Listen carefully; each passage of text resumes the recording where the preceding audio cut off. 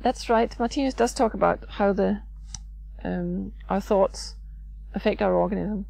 He describes our thoughts as natural forces. Like, we are here on the earth, we experience the sunshine, we experience the wind and the rain, we experience thunderstorms and hurricanes and tsunamis and floods. So we experience a lot of natural forces on the earth.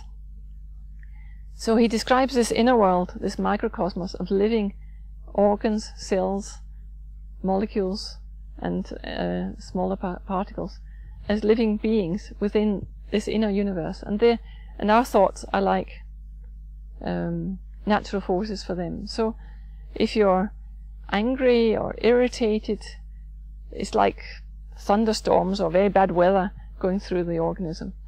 And he describes the different organs as universes. If you could enlarge, for example, the stomach sufficiently, it would look like a galaxy with particles and empty space. Lots of particles and lots of empty space. And your thoughts can send these particles out of their natural galaxy. So for example, if you're very angry or irritated, particles could leave the stomach galaxy and move up into what he calls the lung galaxy. And there they could cause pneumonia or different various lung infections or lung problems. Or particles from the lungs could go into the stomach or into other parts and create havoc there. So our thoughts really keep the particles within these organ galaxies in the right place. So if one's full of anger and bitterness and irritation and intolerance and so on, we can create chaos in our microcosmos by sending these particles out of their normal places, so that they create inflammation and infection and irritation, and create lots of problems for us in various places in the body.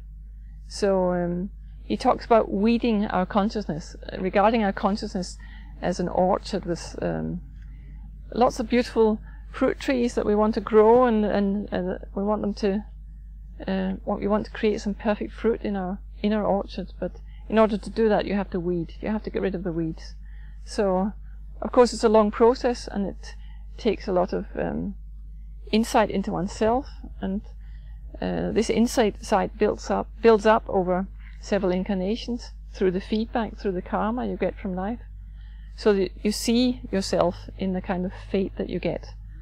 And if someone's angry with you, you can ask yourself, gosh, can I be like that? And maybe you can begin to see, well, maybe I'm not angry with him, but I get angry with someone else. And you can gradually weed your consciousness and get rid of anger, irritation, bitterness, disappointment, and so on, intolerance. All these so-called negative thought climates that were really appropriate in the animal kingdom. There they were really useful, and our survival depended on them. But now our survival and our health depends on the opposite. It depends on neighborly love. Depends on being generous, on being loving, on being kind in every situation.